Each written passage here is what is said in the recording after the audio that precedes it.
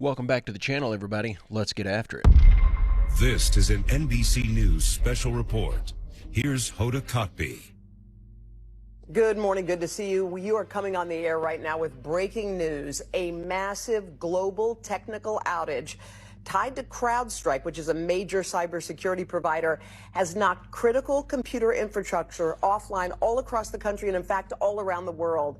It's an issue with a software update. It's impacting lots and lots of Microsoft computer systems worldwide, from businesses to emergency services, 911, traffic lights, transit systems, and it's having a major impact on airlines as well. American, Delta, United, they're all keeping their flights grounded. You're looking at some live scenes from the airport. It is chaos again, 6 a.m. on the East Coast, and this is the scene now. They're having difficulty even printing any kind of boarding passes. This, of course, is a developing situation.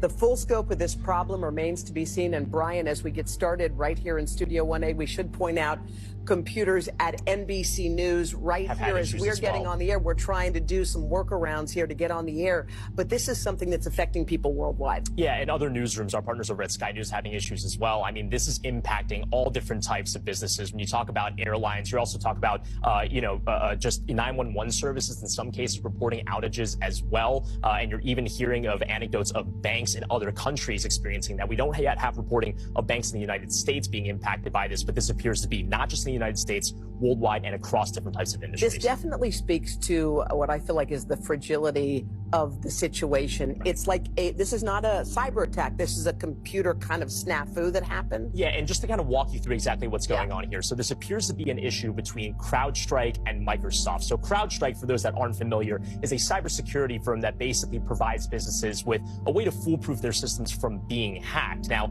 apparently what happened was that CrowdStrike was working on some sort of update.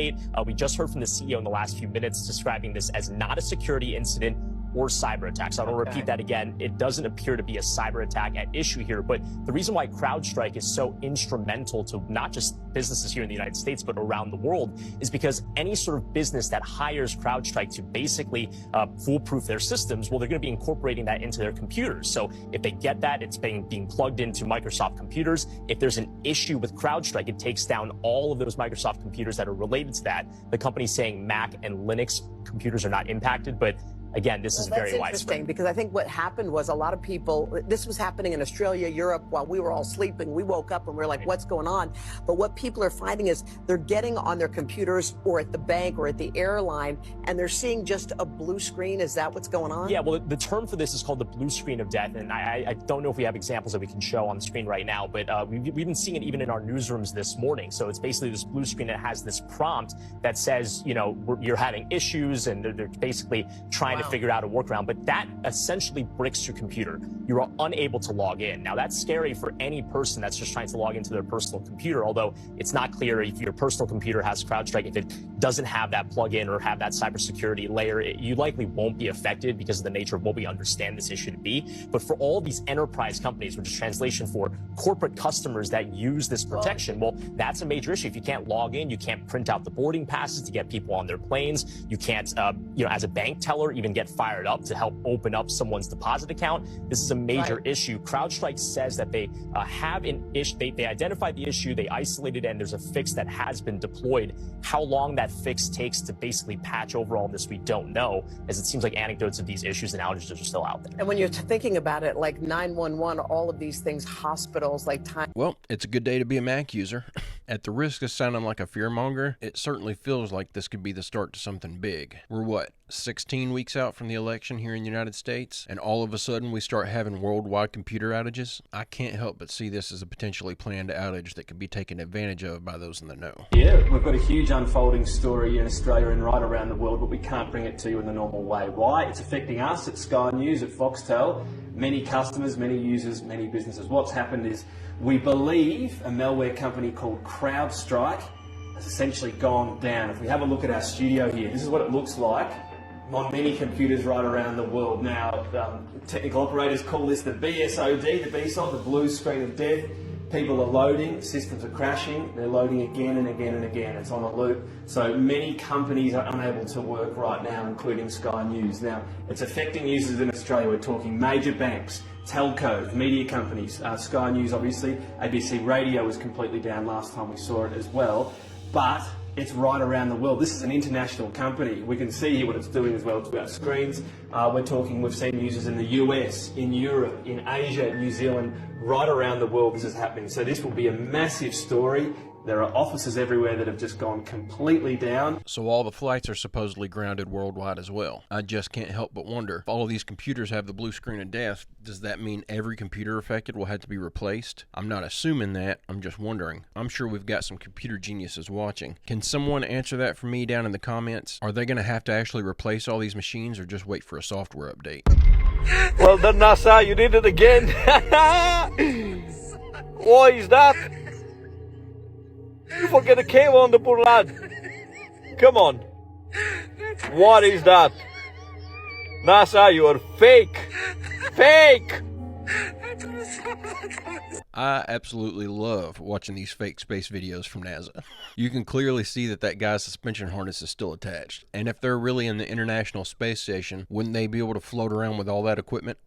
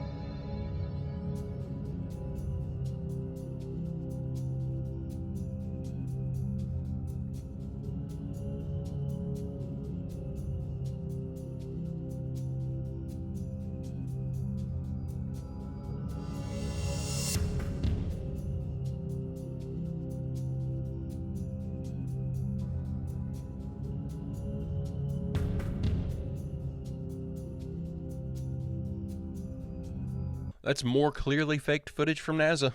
It's frustrating how obvious it is that they're at the very least lying about some of the footage. But if you question any of it, you're a conspiracy theorist. What's even more frustrating is I want to believe that we have a space program and that we're actually studying the stars. But with as much clearly fake footage as NASA releases, you would have to be partially brain dead to buy into it. Hey, if you're enjoying this video and you like this kind of content, I post a new one just like it every day, Monday through Friday at 3 p.m. It would be awesome if you'd hit that subscribe button and come back on Monday to join me. If they could leave Earth, they wouldn't need bunkers, don't you think? There are things that can make you go, what is this place? More than 25 years since the ISS, quote-unquote, entered orbit, and more than 100 eclipses on those 25 years. Yet not a single video of those eclipses was filmed from the ISS. The moon landing was an IQ test, and most people failed. The exploration of the moon stopped because it was impossible to continue the hoax without being ultimately discovered. Of course, they ran out of pre-filmed these episodes. No man has ever ascended higher than 300 miles, if that high, on above Earth's surface. No man has ever orbited or landed on or walked upon the moon in any publicly known space program. If you doubt this, please explain how astronauts walk upon moon, enclosed in a space suit, in full sunlight, absorbing a minimum 256 degrees of heat, surrounded by the vacuum. It is not from me. I didn't make this story. William Cooper says this. Search it.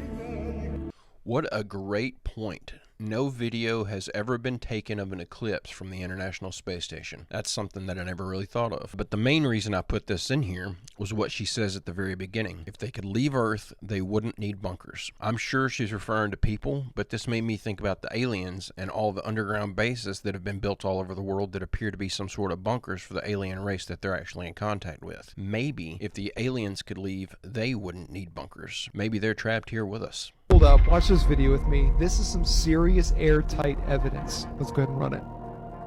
Every ancient alphabet bar none, has always from day one had a mysterious number associated with the letters. The study of that code is called Gematria. The atomic mass of the elements are the numbers that equate to the mysterious letters in the ancient alphabets. What that means is when you look at human DNA, the numbers that equate to those become 1, 5, 6, and 3. Literally reads, literal, God eternal within the body. It is in Hebrew and Aramaic and Sanskrit, 3 of the root languages. If there's an intentionality underlying life itself, it would make tremendous sense to me that who or whatever is responsible would somehow have left a sign. Why place that signature into something that can crumble over a few thousand years like a temple wall? Why not put it into creation itself? I know I've got a lot of viewers that really get into this gematria stuff, and I just simply don't have a good grasp on what it is or how it works, but I come across this video and was a little intrigued by it. I've been told by many that I need to dive into gematria and start researching it. I'm just not convinced of its importance, but I've seen enough at this point that it's piqued my interest, so I'm going to start looking into it.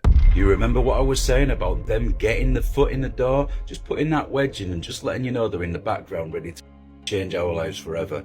Well, here we go. Lab-grown meat. First country in the world to introduce it. Check this out.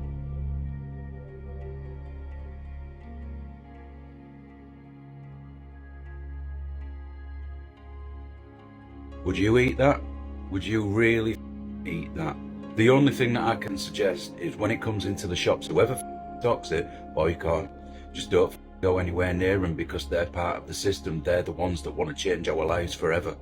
Lab-grown meat, where the we go from here? It was bad enough years ago when the wrong with our fruit and veg.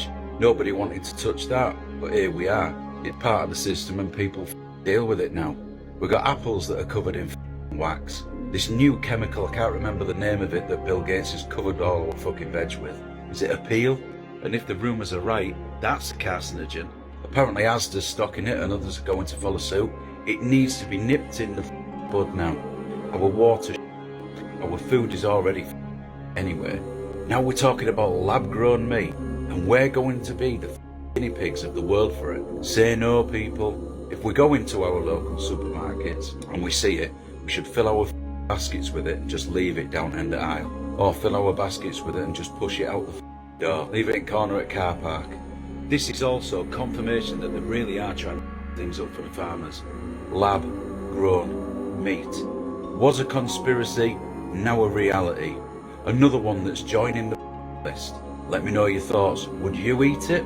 At least you're getting a heads up on it. Here in the States, they're going to likely approve that stuff behind closed doors in some backrooms meeting and allow the manufacturers to put it right on the shelf with real meat and not even require them to label it as a lab-grown product. It's terrifying watching this stuff slowly roll out and how people are just going along with it like it's completely normal to eat foods that are 100% genetically engineered. I feel like this is just one more attempt at slowly cooling the population. Who knows what diseases this is going to produce down the line. Okay guys, OMG. There was someone who actually predicted that Donald Trump was going to get in the ear back in March. Take a listen. Saw Trump rising up, and then I saw an attempt on his life. This bullet flew by his ear, and it came so close to his head that it busted his eardrum. And I saw he fell to his knees during this time frame, and he started worshiping the Lord. He got radically born again during this time frame. I'm talking, people say he's saved now, but he becomes really on fire for Jesus, for what I saw coming. And then I saw people interceding when I saw him winning the presidency through great. The Lord showed me it would go clear into the summer. Great persecution would come on him through the judges and through the law and all these people trying to sue him and all this stuff. But there would be a stop to it, and there things would start to break free come toward the fall. And then I saw him winning the election through the Patriots coming out and voting, and then there will be a great economy crash. I mean, is everybody as shook by that as I was when I saw it? I went, what is going on? And it's not even just accurately predicting that he would survive it and that it would hurt his ear. And that in and of itself is unbelievable. But then even the fact that he predicted that immediately following this, the lawsuits that people were throwing at him would be dropped. That quite literally happened. I'm not really a believer in people making predictions for the future, especially if they claim that those predictions came from a vision or a dream. But this guy posted this publicly several months ago, and then things played out very close to how he predicted. I'm trying to do a better job at not overlooking coincidences, and that's the reason I put this one in here. Wait a minute, what? Oh, I'm gonna break it down. I'm about to blow your mind with the information about Blackstone, so stay till the very end. This is freaking me out. It's almost funny how much I'm getting banned right now, so let's look at my pinned videos. Both pinned videos have a ton of views. The one that does not have any views is the one you should watch, because that's what they're trying to keep from you. That's my hint. Now let's get to the Blackstone information. Blackstone beats genetic privacy suit over ancestry acquisition. So Blackstone now owns all the genetic information you send to them if you ever were like, I want to find out where I'm from.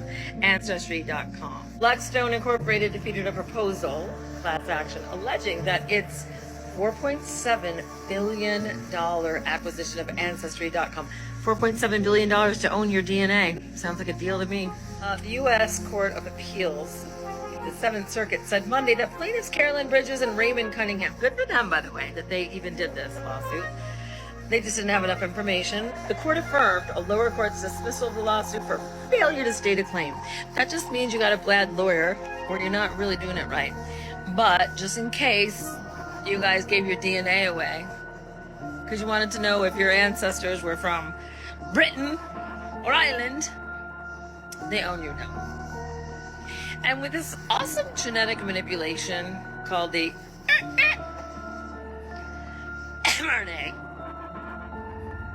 you don't think that all kind of come together right now over you? Yeah. What do they say is the most valuable form of currency today?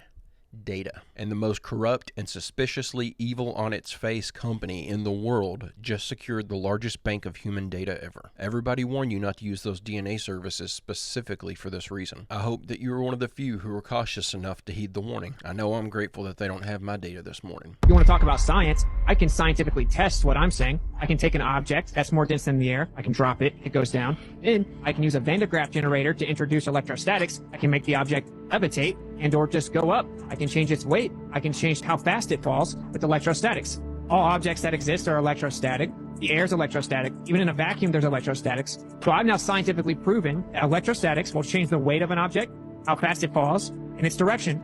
Now, can you do the same thing with gravity? Can you give me an experiment that actually isolates gravity and proves it's the cause?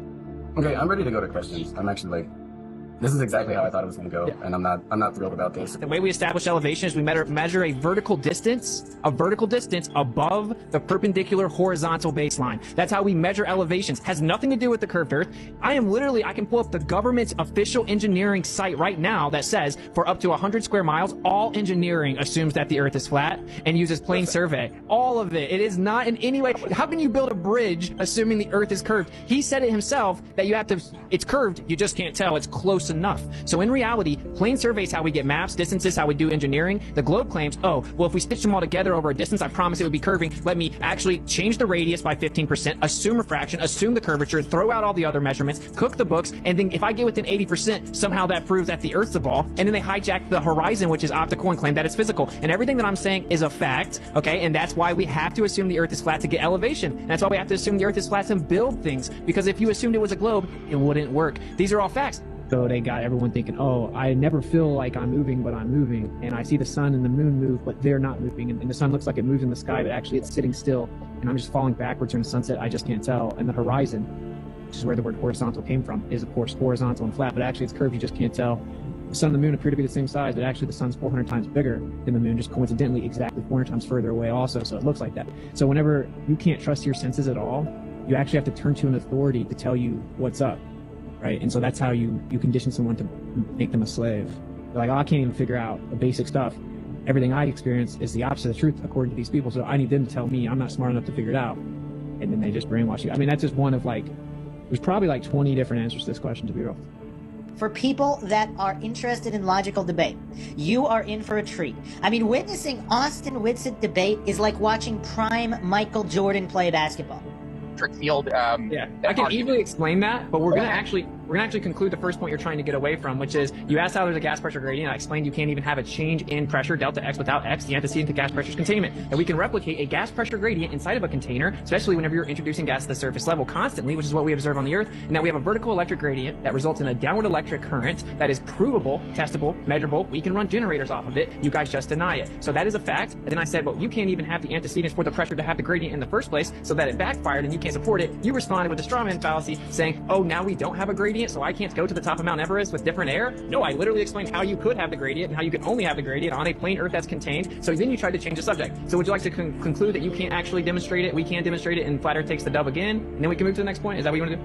No, because they're none of my questions. So let's go back to the one where I talked about gravity.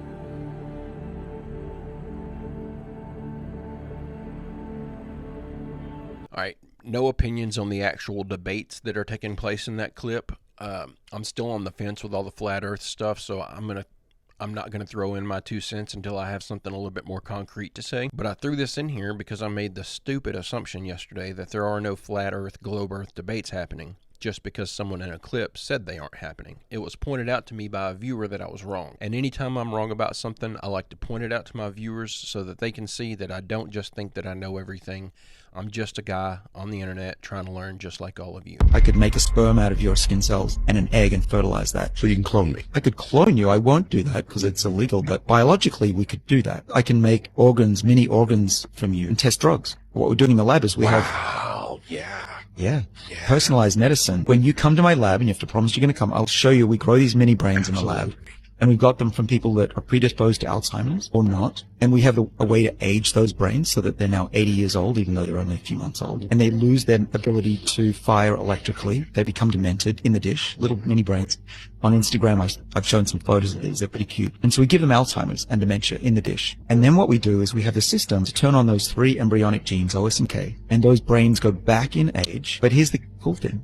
Alzheimer's goes away. That electrical activity comes back. And now we do this in a mouse. We make the mouse older, just let them age out, or we accelerate it. And we've been now reversing the age of those brains in the mice. And you can guess what happens. They get their memory ability to learn back. Unbelievable. Do you hear what you're saying?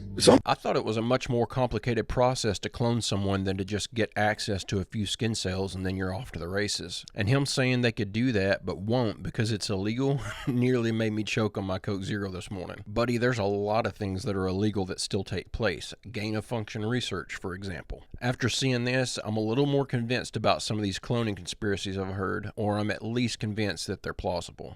The FDA finally did something right and banned vegetable oil. This is the worst thing you could possibly put in your body. Watch this next clip. Please don't ever use this stuff ever again. You won't be able to for much longer. The FDA finally banned brominated vegetable oils known as BVOs. I'm telling you, for many, many years now, the pressure has been on because these things have been banned in Europe in most countries, but here in the United States, we're still enjoying the effects. Oh yeah, thyroid problems, liver, lungs, they get into fatty tissue, they accumulate in the body, cause major issues. Here's the problem. This goes into effect August 2nd, but the problem is companies still have 1 year to get it out of their products completely. You know what that means? Yes, we potentially can get affected by these things. Look, I've been telling people to get these out of their families' lives for many, many years, but now we're down to the clock. Okay, I'm gonna read the list of the ones that we know still have this in it, but I'm gonna tell you this right now. Google BVO products, and you can find a list because most of the products they're in are actually sodas, which our kids drink. But I'm gonna tell you right now, Dr. Pepper still has it. 7-Up, their Sun Drop drink, still has it. Dollar Tree's Stars and Stripes orange soda, still has it. Mountain Lightning Orangeette from Walmart, still has it. Clover Valley from Dollar General. Those are random ones. If you Google this, it will come up. Pass this on, we need to know. This is big news.